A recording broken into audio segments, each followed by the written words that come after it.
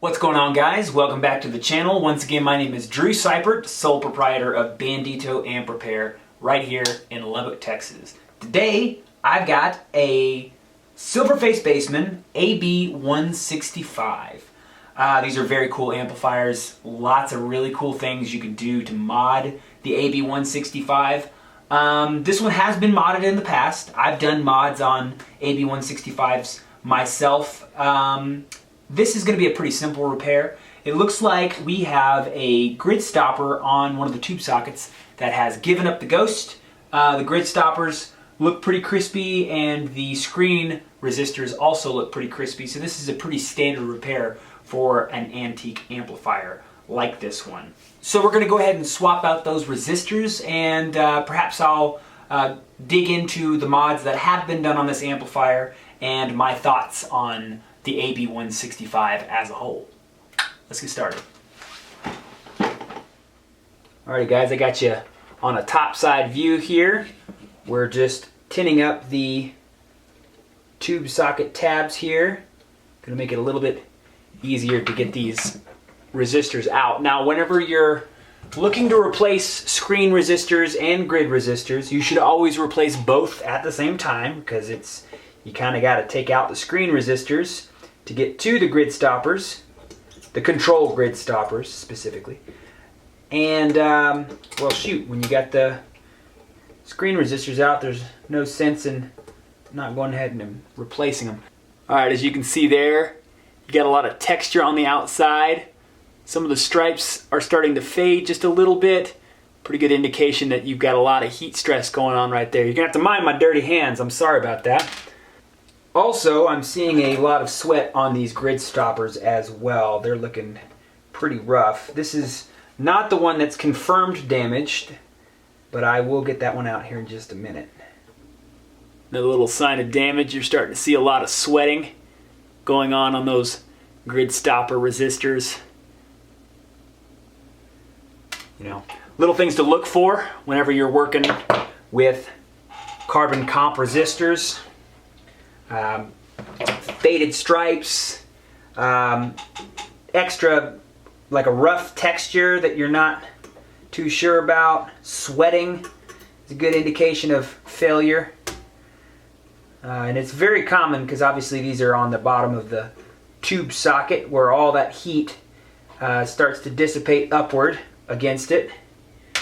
And will eventually, if the amp's got a lot of hours, we'll just kind of wear these bad boys out. Oh, well, there you go.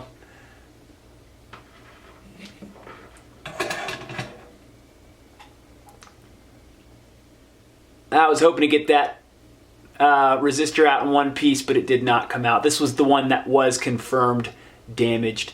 This is one giving us all the fits. Alrighty, for the grid stoppers, we're going to go ahead and go back in with these metal film resistors.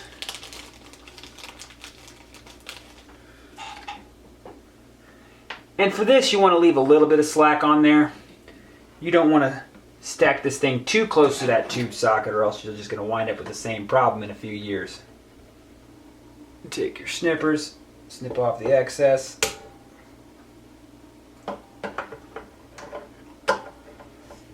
That one's hiding from me.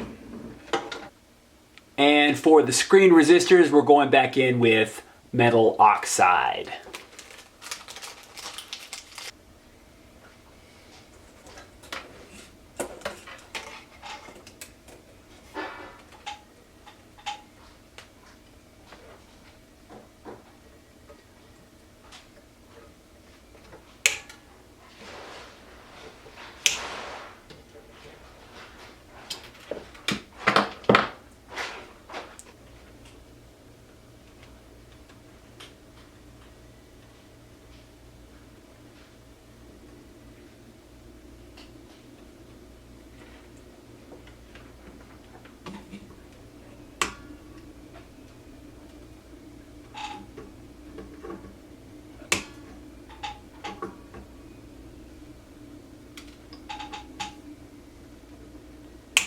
Alright, so we're going to go ahead and plug this thing into the test set to make sure everything is running good plug it into an actual speaker out to test the noise floor. The customer was concerned about some potential noise floor issues, which might be something else that we address. So let's do it. All right, guys, we're gonna go ahead and power this thing up. Got it plugged into my current limiter. There we go.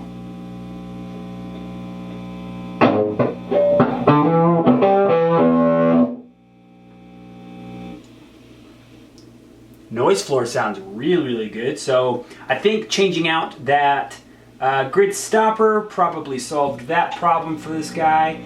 Now I do want to discuss the mods that have been done to this. So the bass instrument channel has received a new tone stack. It's a little bit more of a Marshall-y tone stack. The owner actually described it as, oh, the bass instrument input has been converted into a JTM 45. Sort of true, not really. You would have to move the tone stack. The odd gain stage would be needed to... Got something going on here.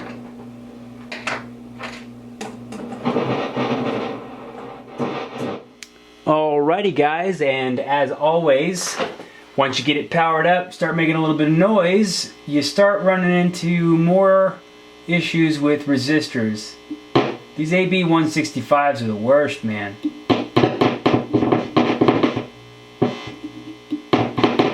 Let's take a look at the schematic and figure out what that is exactly, and see if we got something that'll replace it. But I'm thinking that's the guy right there that's giving me fits.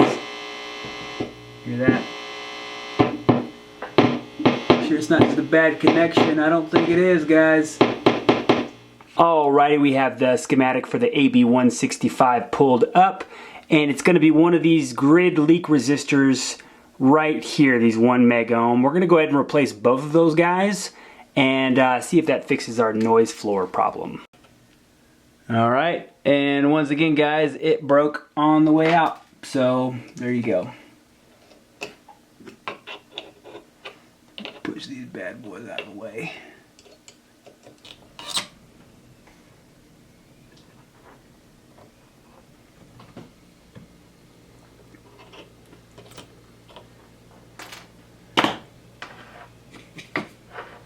Going back in with carbon film should be pretty easy.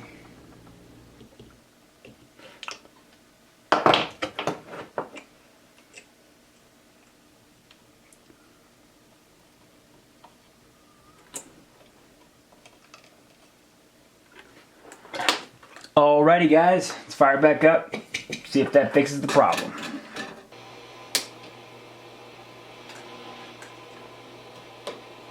Alright, I think that did the trick. Let's slide this thing back in the cabinet and do a sound test.